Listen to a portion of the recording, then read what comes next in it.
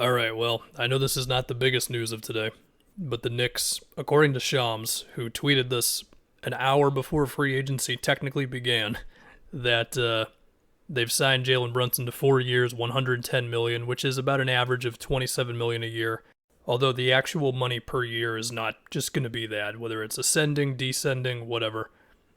And apparently Brunson didn't even really entertain Dallas. And from Dallas's perspective, obviously they had a number they didn't want to go past with Brunson, and we'll get to the Knicks obviously. Before the Mavericks, I mean, now they're back to we probably need another creator around Luka. Now there already is a thing. I saw a tweet that says they're entertaining the idea of Kyrie Irving. If that ends up happening, then okay, disregard this little part right here. But as far as this very moment, they got Dinwiddie. Tim Hardaway Jr. is coming back next year. He is not the creator that Jalen Brunson is, of course, but the shooting is certainly a threat. And we must remember they did make the Christian Wood trade, which I do think makes them better offensively for how he can play off of Luka. So maybe all that combined is enough to where they're really not feeling the effects of losing Brunson too much, even if, again, they did still lose a ball handler and a guy who was dropping like some really, really big scoring games against the Jazz. And that is what the Knicks are hoping for with this contract, which is pretty damn hefty for Brunson, of course. The cap is going up over the next few years, and it's not by a little bit. It's by like a decent amount, given that it stayed the same for a minute, given that we had a season where there were no fans in the arena for a good amount of it, right? So that helps this out a little bit. And besides that, if you're the Knicks, hey, look, they needed a guard. They needed some more shot creation. They needed more shooting. Brunson gives them all of that. And now they're just banking on we're going to get the best version of Brunson. And as I think about him on this team, I mean, you think about the Julius Randle Brunson two-man game, at least that's where I go to immediately. If Julius Randle has got more energy in setting screens and rolling to the basket aggressively, then I think that's an interesting pairing. For a lot of his season last year, Randle would set what would technically be a screen, but it wouldn't be the most spirited one, I guess, and then he would just kind of stand at the three-point line, and it's technically a pick and pop, but it's more like I didn't do anything, and now I've got a relatively open jump shot.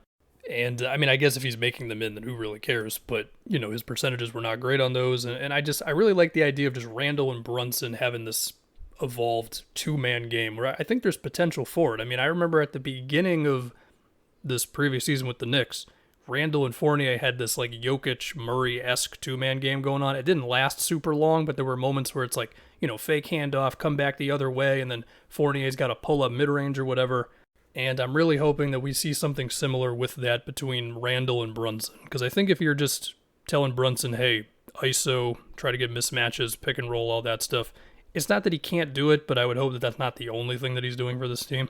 But this is going to require Randle to just have better body language than he had for a lot of the tail end of last season. We've been having the Tibbs offense conversation for years now, and look, there's times when the offense just doesn't have enough really going on, to be honest. So we'll see there. Of course, you've got somebody playing center. They traded Nerlens Noel. Mitchell Robinson is still technically a free agent as of right now. If they can bring him back, then I think that is the type of big who can also screen and roll for Brunson.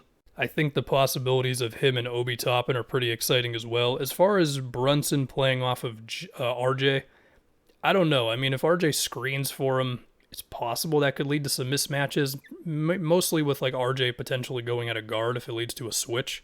And actually, let me just have a spiel about RJ right now.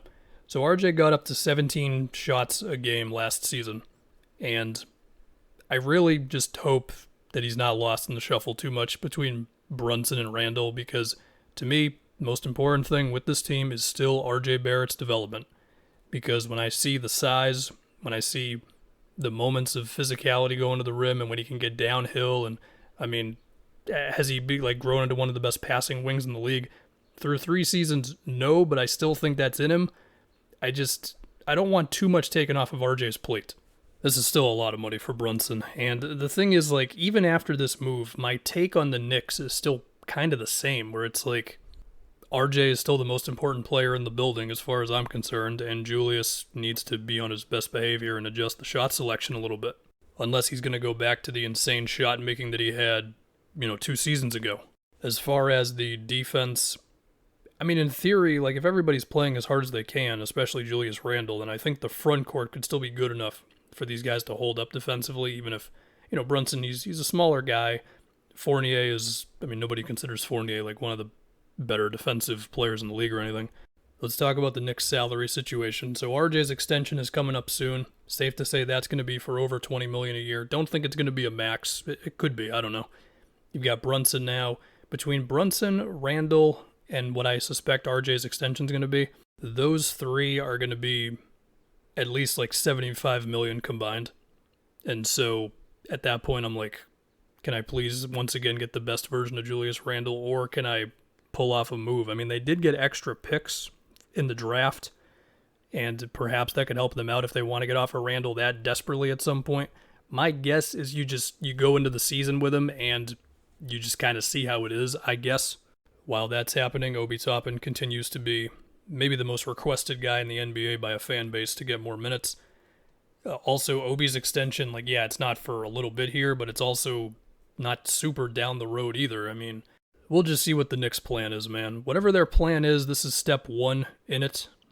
And then whether that is using those extra picks to make moves, looking at their young guys as trade chips, looking at getting off of Randall's money, I don't know. But for the sake of this, they needed a guard. They got a guard.